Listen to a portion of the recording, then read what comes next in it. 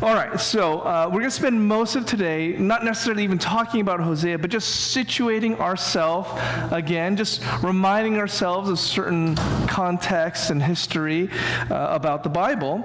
So if you remember this little chart, I like this one. This is my favorite version of this chart. I want to say it's from Answers in Genesis, but I'm not sure.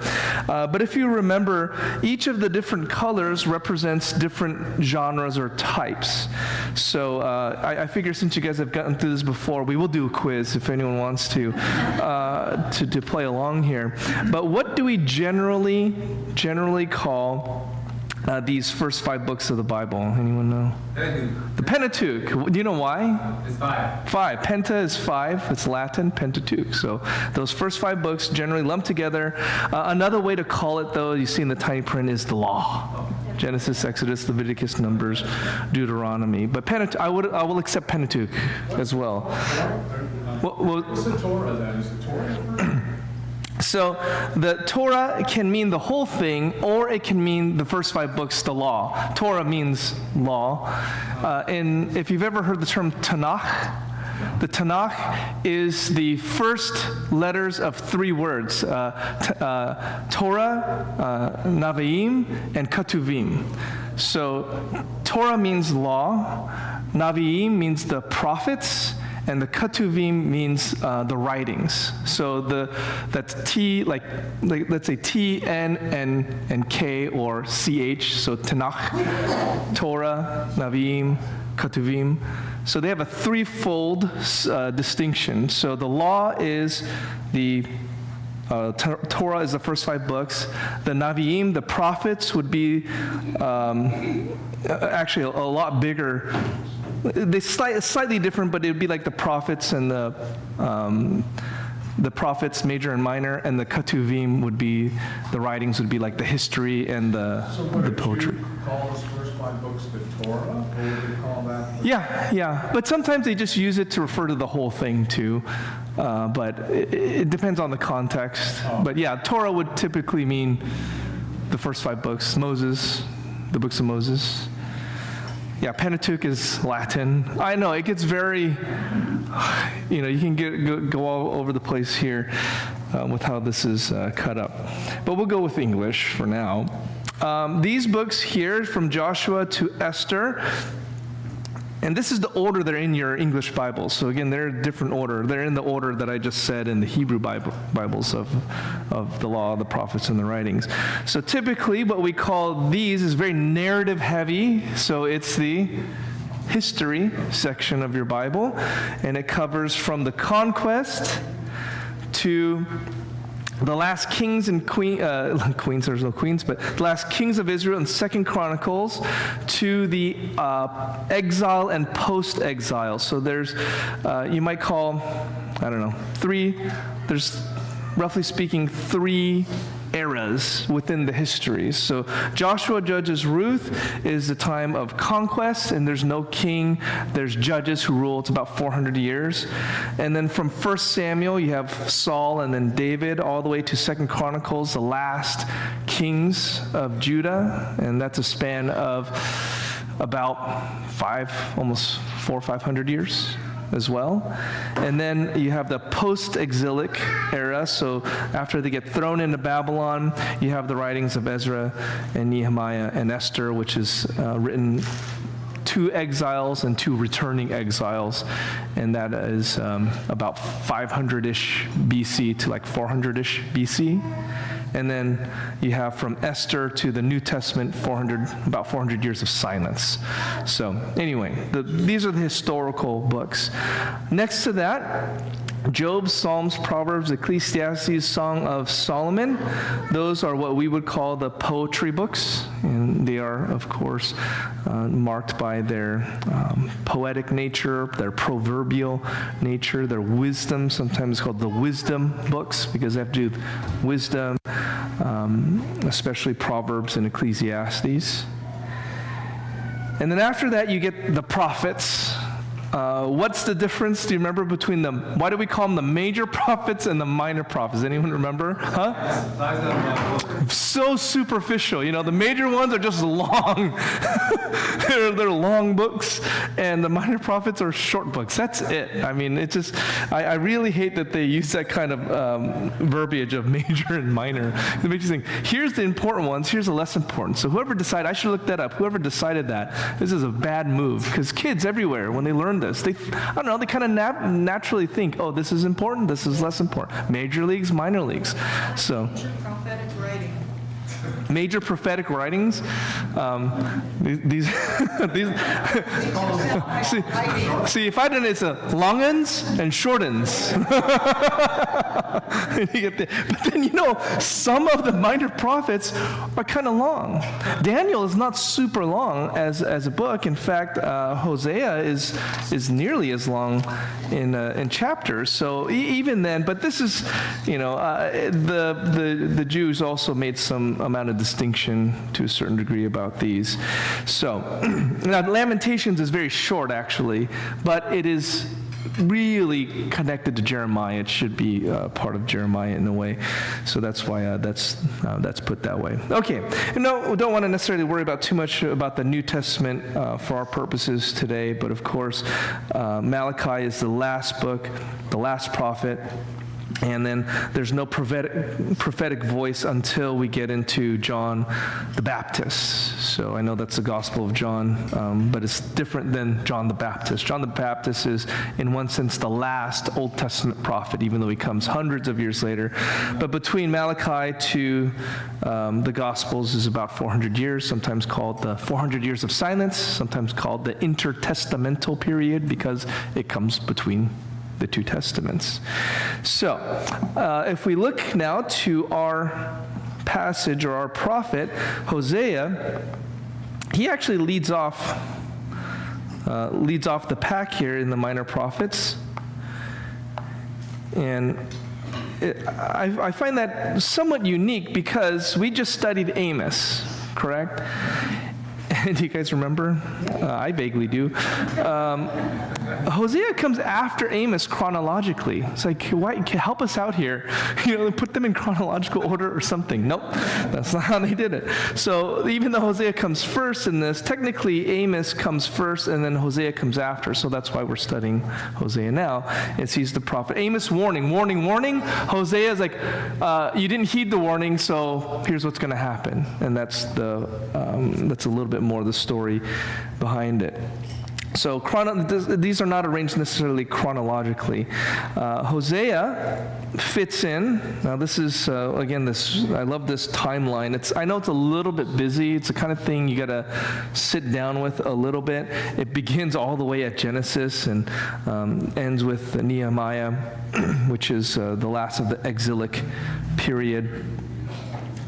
But from the time of Abraham, Isaac, and Jacob, that's about 2000 BC over here. Moses is about 1500 BC.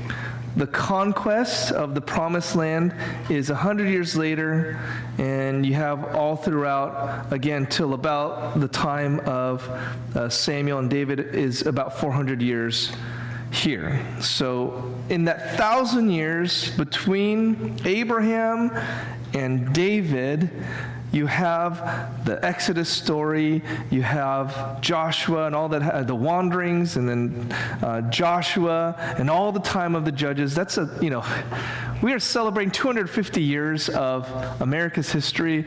That's only a quarter of this time, and not to mention, there's still about 500 more years that happens after that. So it's really hard to imagine the scales of time here in a way, and just think that's a lot of time for things to be happening, God to be moving, for history, the Bible in your hands to be written. It just, we revere the writings of George Washington or John Adams and things like that. In your hand, you're holding a book that is itself already thousands of years old, but within it are spans of time like thousands of years. I don't know if you think about it like that, but to me, it's a marvel. It's amazing. I love that, and we should really treasure our Bibles because of that.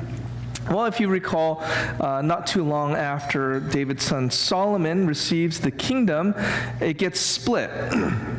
And so you go from a united kingdom here, no relation to the British, to the divided kingdom where there's a north and south split. The northern kingdom takes on the name Israel and is comprised of 10 tribes. The southern kingdom takes the name Judah, is made up of primarily Judah and Benjamin. And it's for the most part into this divided kingdom that the minor prophets speak. Ezekiel and Daniel, those are in the exile. So the major prophets, you're just talking about Isaiah and Jeremiah. But for the most part, the business, you could say, the business of the prophets in the Old Testament, when if you just were to flip kind of randomly amongst any of the prophets, you're looking at a time when Israel and Judah are divided, and almost always they're not there to proclaim, boy, things are going really good, aren't they? Oh, man. This is fantastic. You know, gas prices are low and stocks are high. Your investments are doing great. No, for the most part, when they're speaking, it's because God's judgment is near, because they are not following God's commands. So often their message is not good news, and the northern kingdom of Israel is seen as the disobedient one. They left God's promise to pursue their own king and their own kingdom. So if you look at a list of kings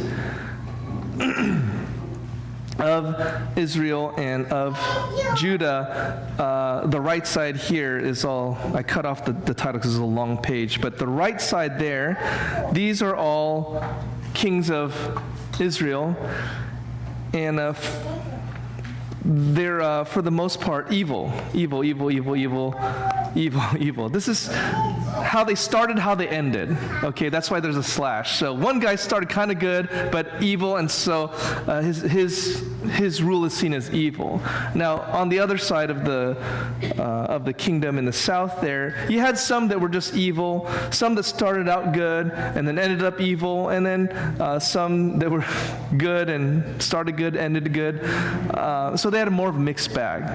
But the kingdom of Israel in the north, they were the rebellious one. They started in rebellion. They ended in rebellion. So rebellion all the way through. None of their kings were legitimate kings, and they're just evil. So that's especially when you look at the prophets, so often there's harsh things to say about it. So if we zoom in a little bit on this graph, let's zoom in just a little bit. You see, here's where Hosea is. The 28 is that it's the 28th book of the Old Testament. So that's what those, it's not a ranking. It's not a ranking system, it's just the number of the book. So you see the comment that Hosea and Amos were written to northern kingdom before the exile.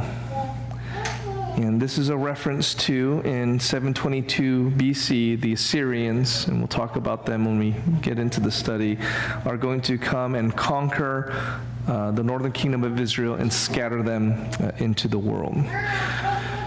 Coming now to Hosea. In brief, well, actually, before we get to that, we need to understand kind of the through line of the history of the Jewish people to understand why does this matter? Why do the Jewish people matter? Why do we care so much about Israel even to this day? What is it with the Israelites that makes any of this matter to us? We're New Testament Christians. How many of you here are Jewish? You know, trace your lineage Jewish to a Jewish line. Not many of us. Most of the world that are Christians are not Jews. So why do we care? What does this matter? Why is so much of the Bible devoted to that? Why can't we just ignore it? I've met people who said we don't need to understand or know the Old Testament because we are Christians. We're in the New Testament. It's irrelevant. No, you absolutely cannot do that. Genesis 12 is where the story of the Jewish people begins. Now this is the LSB, you can tell because it has Yahweh there, like that. But I just decided to be consistent, so even though really just Hosea, we're going to do LSB, I just figured we'd use it for some of these. And you can see maybe a little bit of difference in the translation. In Genesis 12, the narrative of the Old Testament from Adam and Eve and creation, it talks about kind of all the affairs of the world, and you have Noah's Ark, and you have the Tower of Babel, and you have these nations spreading over all the earth, and then the narrative suddenly fixates for the rest of Genesis and arguably the rest of the Old Testament and into the New on one particular person and his family. And that person is Abram, which will later, he'll be renamed Abraham, to signify that he's the father of many nations. But here, name is Abram. Yahweh said to Abram, "Go forth from your land and from your kin and from your father's house to the land which I will show you. And I will make you a great nation, and I will bless you and make your name great, and so you shall be a blessing. And I will bless those who bless you, and the one who curses you I will curse, and in you all the families of the earth will be blessed." This is what's frequently called the Abrahamic covenant. And covenant is a promise that God makes, a promise of a relationship to his people. What are the elements of this promise? Well, you have the mention of a land. So this is a promise of some property, some place here on earth. You have a promise of being a nation. And of course, it's hard to have a nation without a land. But that is something of a political, social unit, you could say, that has governance and authority and so on. You have a promise of blessing, and even of a prominence, because his name will be made great. He's talking to Abraham. I find it funny because Abraham, still a very popular name to name people, as is David. It's some of the most popular names still in the world today. And they trace their roots back to this passage, Genesis 12, 2 Samuel 7, of a name. So in a literal sense, people still name their children Abraham. But he's Abram right now. Yes. And wouldn't, say you're the pinnacle of the Ottoman Turk Empire, when Muslims were the most technological, advanced society, wouldn't you look at this and say they were the blessed nation, Abraham? Right. So Muslims would kind of refer to this passage as well because they claim a common inheritance. And to a certain degree, you could argue that that they have been blessed in part because of that connection to the Abrahamic name. Now, we know also biblically that they are not they don't have the promises of the covenant, because that goes through Abraham, Isaac, and Jacob, but as maybe ancillary beneficiaries. And then Esau was father of also Arab nations, right? Yeah. So it is going to be unique that God promises blessing and prosperity to the nations like Edom and even Egypt and other nations that were enemies of God. So they are included. In a sense, we're all included because there's also a promise here of blessing for others and a blessing for the whole world. All the families of the earth will be blessed. I'll bless those who bless you, so that's part of it, and then an overall blessing of the world. So here, most theologians would argue that God has promised in the Abrahamic covenant by this one man, Abraham, to bring a blessing to the entire world. That this was going to be the instrument or the means by which God would bring about prosperity and God's purposes and plans for a relationship to not just one man, but even the whole world. So this is the Abrahamic covenant. This is why we care about the Jewish people, so to speak, because of this promise here in Genesis 12, made about 2000 BC, so 4,000 years ago. So Abraham does go forth, and I'm not going to rehash all of the Jewish history here, but becomes clear that it is not necessarily all of Abraham's descendants that get this promise, but rather God keeps choosing whom of Abraham's descendants would receive this blessing. So Abraham has two children, Ishmael and Isaac. Ishmael he has by the maidservant of Sarah, his wife, Hagar, and Ishmael, though born first, does not receive the promise because God said, no, it is through your wife Sarah, Abraham, that you will have the child of promise. And so Isaac, though he is born later, he is the child who inherits the covenant. So Isaac, not Ishmael. It's God's choice, not man's choice, because Abraham was trying to force this deal. Okay, I'm not having any kids. We got to do something about it. Sarah says, go into Hagar. She immediately regrets it, as she should. And Ishmael, though first, does not get the promise. After that, Isaac has twins with his wife, Isaac and Rebekah, and those two children are Jacob and Esau. Who's born first? Esau, right? And Jacob means heel snatcher. So what was happening? Esau's being born first, but who's trying to, I see this all the time on like bounce houses and stuff. A kid is just like, yanking on the kid. No, I want to go first, right? Or in our car. It is like Mad Max. Every time the slides open and our kids like fighting to get in first, and they're like, pulling each other down. So it's like that. Little baby Jacob is grasping at the heel of Esau, trying to pull him out so he can go out first. It's crazy. But that's his nature. That's his heart. But technically, Esau born first. So who should get the promise, inheritance, and the blessing of Isaac? It should be Esau. He's the firstborn. But whose choice is it? Man's choice or God's choice?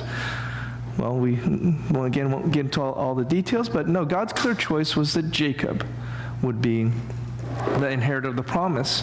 And so it's Abraham, Isaac, and Jacob's descendants that are what will make up the Israelites. Where does the word Israel or Israelite come from? It's Jacob. All throughout the Bible, you have frequent times where people would have two names or name and a nickname. Even Abram to Abraham and Sarai to Sarah. These are examples of that. Israel means wrestles with God. Jacob means heel snatcher. Israel means wrestles with God. You get the theme here that Jacob was always someone kind of dissatisfied, always trying to get something more. Well, God decides to honor his struggles against the Lord. It's kind of ironic. We've talked about it before.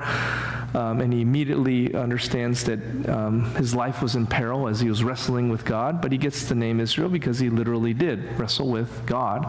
A lot of us could probably be named Israel too. Maybe not physically, but as you struggle against what God's purpose is for you. No, God, I don't want that. No, this. That's the idea of it. In any case, then Israel, or the descendants of Jacob, become the children of promise. He has 12 children, and they become the 12 tribes of Israel. The book of Exodus tells us the story of how they toiled in Egypt for about 400 years, became a great nation. But then a Pharaoh arose that did not know Jacob and Joseph, I should say, and they become persecuted. God rescues them, redeems them through Moses. They are still supposed to fulfill this promise of a land, a great people, a blessing. They're not that in Egypt. Egypt is not that land. So Moses is part of the Abrahamic covenant, brings them out, leads them to the promised land. They're on the cusp of it. And in Deuteronomy, this is what Moses reiterates to them as he has received this law from God, not just the 10 Commandments, various laws of how you run a nation. He says to them, now this is the commandment, the statutes, and the judgments which Yahweh your God has commanded me to teach you, that you might do it in the land where you're going over to possess it, so that you and your son and your grandson might fear Yahweh your God, to keep all his statutes and his commandments, which I'm commanding you all the days of your life, that your days may be prolonged. So here's again that mention of a land. Why is the land important? Because God told Abraham that I promised you a land, and he meant this area of land there in the Middle East. But there's a condition that that Moses has placed on them, or God through Moses has placed on them, that you must walk in obedience, because you need to be careful to do it just as Yahweh, the God of your fathers, has promised you, or otherwise, I'm going to skip here just for sake of time, then it will be, when Yahweh your God brings you into the land which he swore to your fathers, to Abraham, to Isaac, and to Jacob, to give you great and good cities which you did not build, and houses full of all good things which you did not fill, and hewn cisterns which you did not dig, vineyards and olive trees which you did not plant, and you will eat and be satisfied. So blessing, prosperity, a nation, greatness, all the things he promised in Genesis 12, that will be yours.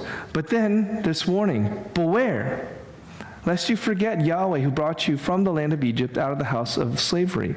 Yahweh your God you shall fear, and him you shall serve, and by his name you shall swear.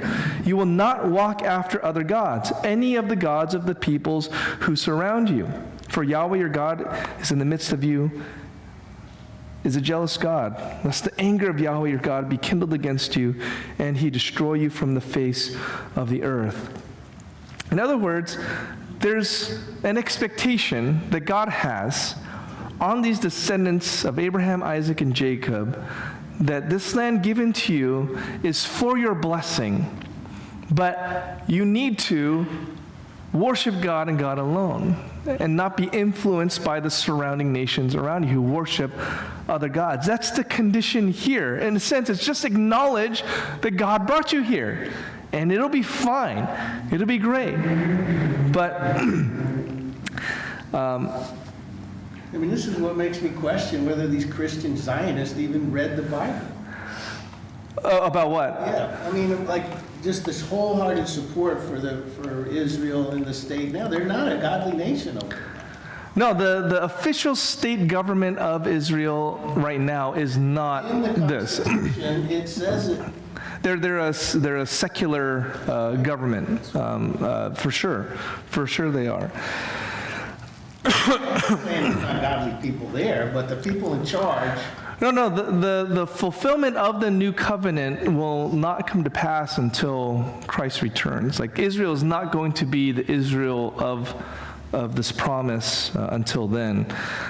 So in one sense, the way that Israel is still under this hand of blindness, or I should say a veil of blindness. However, what I would say, though, is still this is true about blessing those who bless you, cursing those who curse you. So I still think we have an incentive to maybe not, I know this can get tense, like, should the American government politically or militarily support the current secular national state of Israel? That is actually not the question that is being asked, or brought up here, right? What is being brought up here is that in general, the Christians should support or should love Jewish people because they are still, as far as God's concerned, his chosen people. They're in rebellion. And so, in a sense, the Gentiles have an opportunity to show pity and compassion on a Jewish people whose Messiah they don't know, but we do. And there's an irony and, in a sense, of almost a provocation to jealousy is the way Paul puts it. The Christians call it Zionism. But the first Zionist was an atheist. Yeah, the terminology is definitely more politicized. Say, like the term Zionist or Zionism. Of course, diplomatic decisions is regardless. But this is what I don't understand. These Christian Zionists, they're all feminine about it. First of all, it's not in the Bible in a way. That's the political part of it. And don't they know this guy? Who's the guy who's this first Zionist? He was an atheist. Again, yeah. I mean, that's a little bit out of the purview of these things, only in the sense that what was seen in the reestablishment of a national state of Israel, it's a political miracle, both because for a people to remain distinct enough to have some kind of political or national identity without having a land or a nation is a unique phenomenon in human history. And so that would be evidence of God's goodness and faithfulness, not necessarily that the Jewish people earned or deserved that blessing, so to speak. But that is the history of Israel. Is any time God did anything good for them, it was certainly out of his mercy and kindness. No doubt that they even kept their culture. Right. And so I do think, what Christians need to not waver from is, if Paul's own heart in Romans 9 is that if he could choose, he would choose to be accursed so that the Jewish people would be saved. I wish I could be accursed for the sake of my countrymen.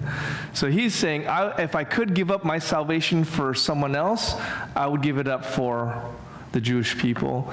So that kind of heart, even though we're a Gentile, we cannot understand Ephesians, for example, without understanding the divide between Jews and Gentiles that was there and is now not there because of the blood of Christ. And I think with good reason, the Jewish Christians should be supportive of Jewish people, and of course hearing the gospel most of all. And that can be a different question than like, say, political support of a secular state, even if it calls itself Israel. But it's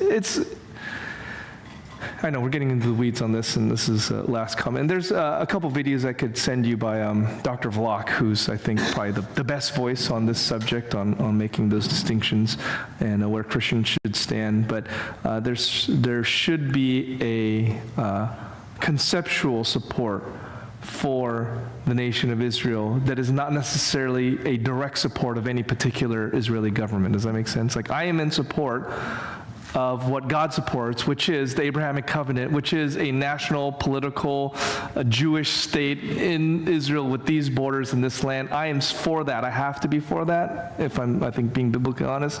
But that can be different than, like, go whoever's in charge of the secular state of Israel right now. That can be a different phenomenon.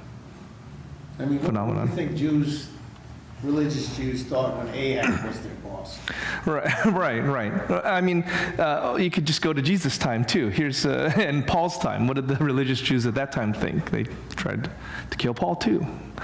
So, okay, going on then, from there, this promise that God gave to Moses, or through Moses, that their existence in the land is intended to be a blessing to those pagan cultures.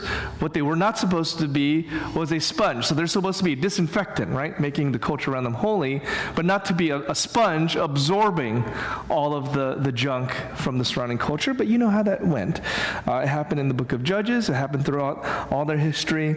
And so God had promised them that he would provide for them. When David, the first true king of Israel, rose to the throne, he gave him a promise. And we'll skip here a little bit.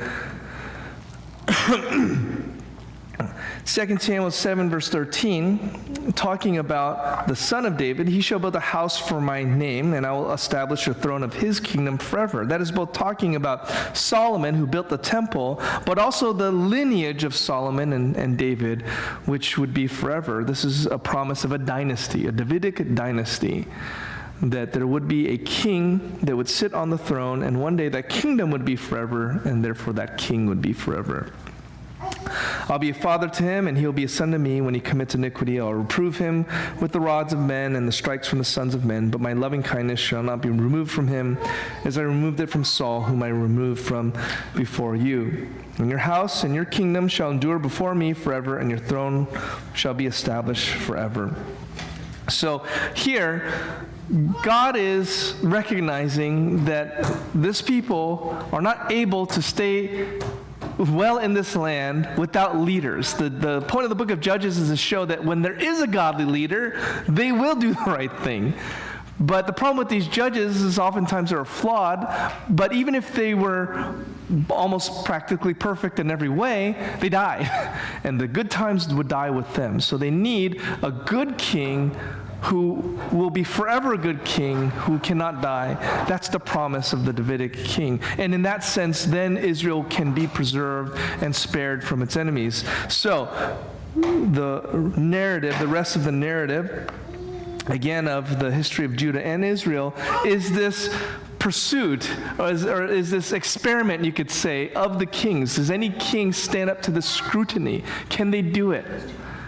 And all these from the line of David could not, because at best, even if they were a good king, like Hezekiah over here, he died. We need a king who is forever. Now, that is where we come to then Hosea, because we are at a time in Hosea where that northern kingdom has had a run of pretty bad kings, and there's something coming. There's a judgment coming here in 722 BC with the Assyrians that they had been warned about over and over again. Hosea starts off, the word of Yahweh which came to Hosea the son of Beeri in the days of Uzziah, Jotham, Ahaz, and Hezekiah. So you see Uzziah, Jotham,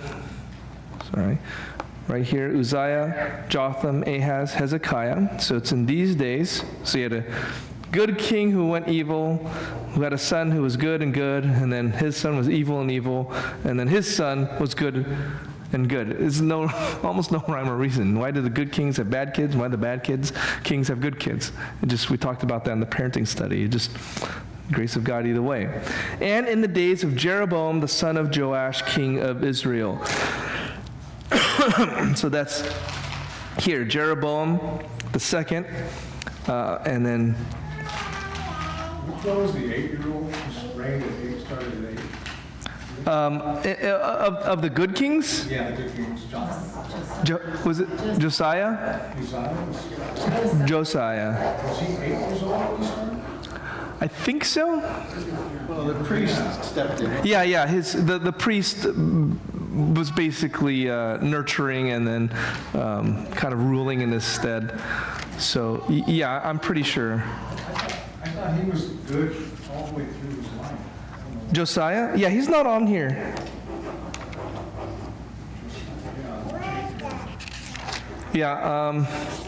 But he was meant to. He knocked out all the high places. This is not the complete list. Yeah, this is not a complete list. I cut it off to fit. Just really to focus on Hosea's rule. No, that's okay. Yeah. I mean, a lot is said about. Anyway, yeah, it's before this. Yeah, or above. I thought I had the uncut version of this on here, but I think I only have that version. So.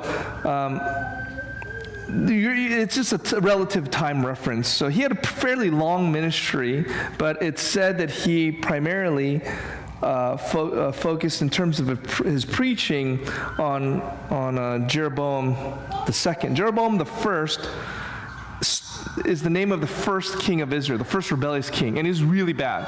And so it's kind of like, were they as bad as Jeroboam? That was the reference points for evil. And the Jeroboam II, named after him, was pretty bad. And so perhaps that's why he gets the focus of, like, in this particular time, even though he, this whole time is when Hosea was preaching, but it's said to be on the Israel side, just this guy. Did you hear that one explanation for the fact you have these good kings with the evil kids is it wasn't monogamous. You had these different wives, they're all jealous of each other, you can't raise all your Oh, kids. yeah. And this is the product of Yeah. that. Because they had so many kids, they couldn't watch them all, and they didn't grow up under. Oh, yeah, for sure. I mean, there's a reason why Solomon, the wisest man in the world, and he wrote an entire book of Proverbs. Here, son, here's how you rule a kingdom well. And he's the reason that there was a near civil war, and they split. So, you know, how is it your dad can be the wisest guy in the world and write an entire book to you so you don't screw it up? But then you're like, he had 1,000 wives and concubines, and they turned his heart astray. So I do think very much that's part of it. The polygamy is part of that error. And so we'll close just with this last kind of summary look at it, and then next time we'll get into the verse by verse. So just in terms of themes here, looking at the book of Hosea. This is in the prophets. The theme is unfaithfulness. And we see this exemplified in Hosea's life by the fact that the opening chapters are really about, in a literal sense, Hosea and his wife Gomer, who is an adulteress. And that's going to be a parable. It's a real thing that happened. Hosea is a real prophet. These are real people, but it becomes like an allegory for God's relationship to his people for many, many years. One of the key verses in Hosea there, Hosea 6:6, "For I desire mercy, not sacrifice, an acknowledgement of God rather than burnt offerings." I know of too many marriages that on the surface of it, I mean, I could tell you stories even from the past year of people I've met and counseled with, and if you were to look on the outside of it, you know, men and women sitting together, serving each other, going out on dates, doing things together, and yet they're in marriage counseling with me because they're on the cusp of divorce. That their marriage is so rotted and gutted. It's like, but if I were just to watch you guys interact, it's bizarre. I don't know if this is normal, but this has happened in the past, a couple years maybe. Like, if I were to walk up to this couple and see how they're talking and interacting, this won't reveal anything. It's just, I was meeting at a restaurant and they were there before me, right? If you're just coming in and you were to watch them, they're sitting next to each other, they're chatting and, they're, serving, oh, here, take this, serving each other. Like, you'd be like, what a wonderful, nice couple that's getting together. And then you sit down and then it's just like, this person did this and this and this. I am done. This is over.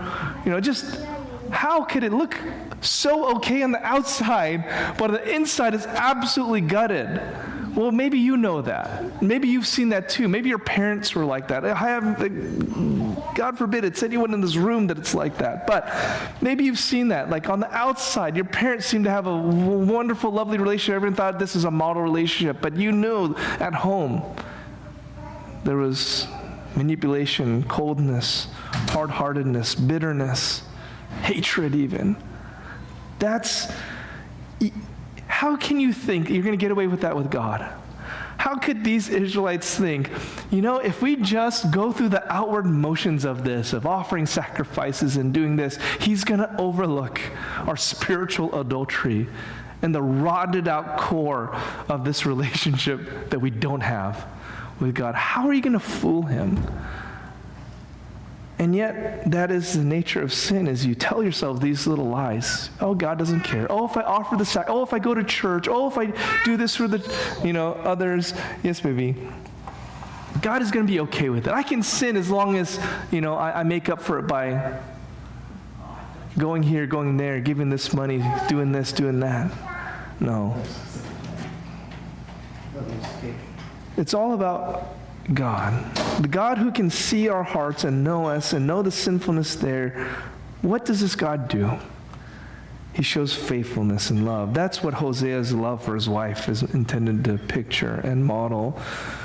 Hosea, it says here, shows God's loyal love for his covenant people in spite of their idolatry. Hosea's message contains condemnation, both, but at the same time, he portrays the love of God toward his people with passionate emotion. If God didn't command him to do it, would he have done it? Right. God told Hosea to marry a prostitute and live a domestic life, which is a reenactment of the unfaithfulness of Israel. The marriage of Hosea and Gomer provide a metaphor which clarifies the themes of the book: sin, judgment, and forgiving love. So, it's kind of a funny picture there. They didn't have lampposts back then, not like that. And I don't know if that's where they would have found this. I didn't make this graphic. This is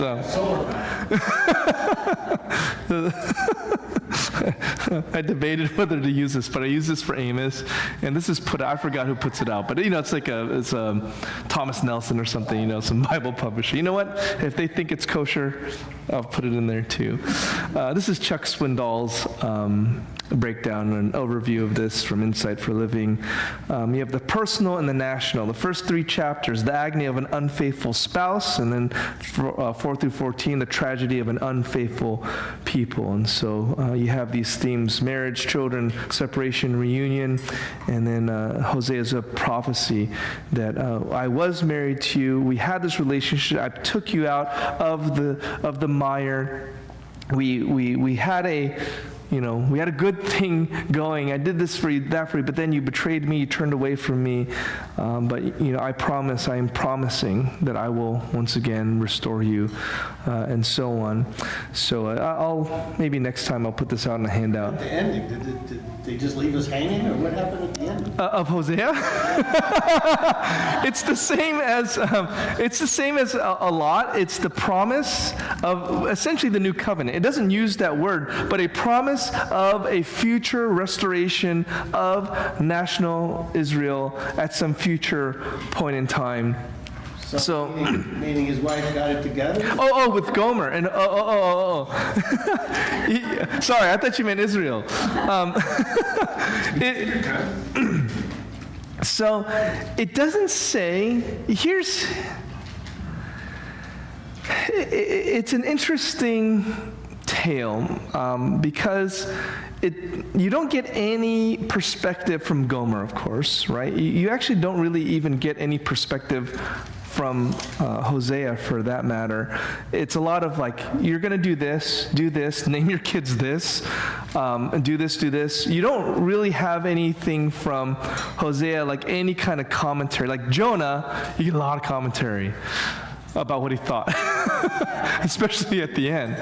Like Hosea, you don't get any real commentary about it from either of their perspectives, but it just ends with, Yahweh said to me, go again, love a woman who is loved by another man and is an adulteress, even as Yahweh loves the children of Israel, though they turn to other gods and love cakes of raisins. So I bought her for 15 shekels of silver and a homer and a lethek of barley. In other words, she was in debt because of her, lascivious living. No, I thought I had this on a slide, but I don't. And I said to her, you must dwell as mine for many days. You shall not play the harlot, or belong to another man. So will I also be to you. And then for the children of Israel shall dwell many days without king or prince, without sacrifice or pillar, without ephod or household gods. Afterward the children of Israel shall return and seek Yahweh their God and David their king, and they shall come in fear to Yahweh and to his goodness in the latter days. So that's the promise, new covenant promise, future restoration of national Israel. Hasn't happened yet. We still await that day. But you just go immediately from Hosea redeeming his wife and you're going to knock it off. And the presumption is that she stayed pure and devoted, because it goes right from that to the future promise of Israel is going to be pure, restored, devoted, and not stumble again. This future day that hasn't happened. So if that's the parallel where we can make the analogy or the assumption, I think, then if that's how Israel ends, that's how Gomer's story with Hosea ends. Does that make sense? So is this both actual story and then the metaphor put together? Kind of, yeah. I mean, the other prophets actually did similar things. If you remember, what was it, Jeremiah had to lay on one side for like so many days, and then was it Ezekiel? right. Oh yeah, I need to eat bread that was cooked over cow's dung. You know, they sell that stuff Ezekiel bread? Because there's kind of a recipe. There's a recipe for bread in Ezekiel, and then like, oh, it's supposed to be a little health conscious thing, and you just think, but did you do the most important part? How did you cook it? Probably didn't do that, did you? Yeah, so he had to sleep on one side, and then he had to sleep on the other side, and there was a story in that. There was a prophecy where he was living it out. So, and maybe a better way to put it is he was living out the prophecy. His life was the communication of that prophecy. And to a certain degree, maybe one of the applications you could get from that is, your life is supposed to be a testimony and a witness too. Your life should be speaking of the grace and mercy of God. Every marriage, in a way, is supposed to point to the marriage of Christ and his church, and there's devotion and love that should be there. So it's not like that unusual a thought, but here it is specific because it's like a forced thing. Like, you need to get your wife from this group, and she needs to be a prostitute or harlot, and you name your kids like No Mercy and things like this. Like, okay, God, but that was his calling as a prophet. I don't think that's something we should expect of everyone to do that or live that way. Yeah, absolutely. Yeah, it's like that's verse 2. When Yahweh first spoke through Hosea, Yahweh said to Hosea, go take yourself a wife, a harlot, and the children of harlots, because the land commits great harlotry, that kind of thing. So, so he went and took Gomer. That's not how, I know that sounds like an awful name too, just all the names. That's not how it's pronounced in Hebrew. And then they had kids and, everything that happens. It's an awful story. But what's uglier is what Israel did. That's kind of the point. And however Hosea felt about that, and however you might feel if you were in Hosea's shoes about that, offended, hurt, betrayed, God so much more so worse. And who are you in the story? Are you Hosea? Probably not. Who are you in the parable of Hosea and Gomer? You're Gomer. You're the one that in your sin was rebellious, and in your sin defied the God who made you. You're the one that God had to redeem, that loves even though you're not lovable, right? So we want to be, we so often will look at it from the point of view of Hosea, but that is not you in the story, not really. Now, as a Christian, as a believer, as a follower of Christ, now you are called to have the same loving, patient, compassionate attitude as God, as Hosea. Don't get me wrong. You can be both, in the story. But in a sense, we need to, at the very least, relate somewhat to Gomer because we're sinners. So, any other questions just of introductory nature about anything we talked about today? Of course, we'll deeper dive into this, but just to kind of reset and orient ourselves in that New Testament or Old Testament world, some of those covenants and promises. Why do we care? Why is Hosea so urgent in doing this? It's God's covenant people, and they've rejected him.